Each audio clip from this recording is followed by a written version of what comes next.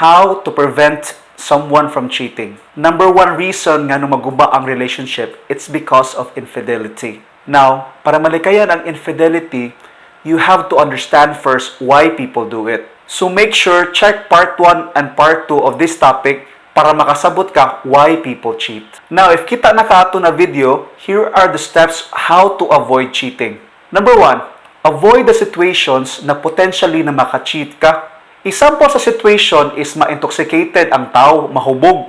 Mahubog mo gud ang tao bay, dili jud ka think og tarong. If inana ka na tao, likayin na lang. Or if ganahan jud ka mo tagay, make sure uban ka sa imong pares or imong partner para dili ka makasala.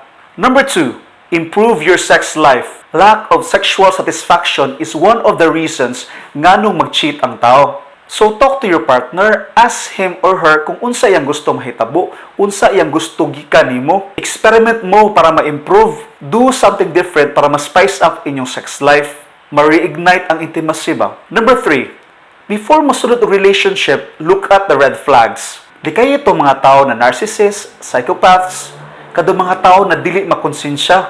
Kay taas kayo ang chance na mag-cheat sila, di mo sila ka-feel of guilt good. So, ayaw og sulod og inana na relationship. Tan-aw ni mo inana sila, likayin na lang.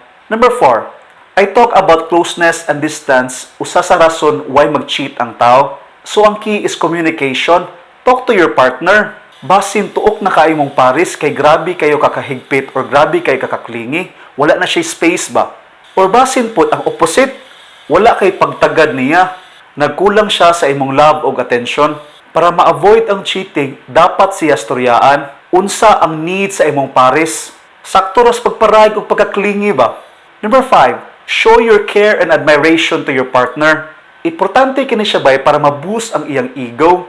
Para makabalosan sila unsa sila kagwapa, unsa sila kagwapo. Tell them how amazing they are in bed. Para dili na sila mangitag validation sa laing tao. Number 6, be romantic. Keep the relationship exciting. Para dili na maboard imong pares ba? Para na ay lami. Do something different every time. Hatag lang og gifts, hatag og flowers, chocolates, or i-surprise ba imong pares og travel para lang gyud ma-maintain ang intimacy, ma-meet ang inyong emotional needs. Dapat na gyud ang regular dates bay. Dili pwede anak lang perme. Dapat na kay time sa imong pares para ma-show nimo imong love and affection niya. Kailangan kayo na siya. Number 7, bring the bad or good things sa imong pares. Now, naman yung mga bad days or good days, no? Dapat sa imo ng pares nimo i-share, dili sa laing tao. Para dili ka madependent sa laing tao o comfort. Maumo ko na usa sa rason nga mo cheata, cause we fall in love sa mga tao na mo listen nato. So, dapat mabati or manindot about sa imong life, you have to share it to your partner, not to other people. Number 8, love your partner unconditionally. Pag love mo ang tao, you will do everything to make them happy. So, if happy sila, they won't do anything stupid na mawagtang na siya na happiness. Thanks for watching, guys. Please subscribe on my YouTube channel and check part 4, How to Heal from an Affair by Esther Peral. Thank you so much.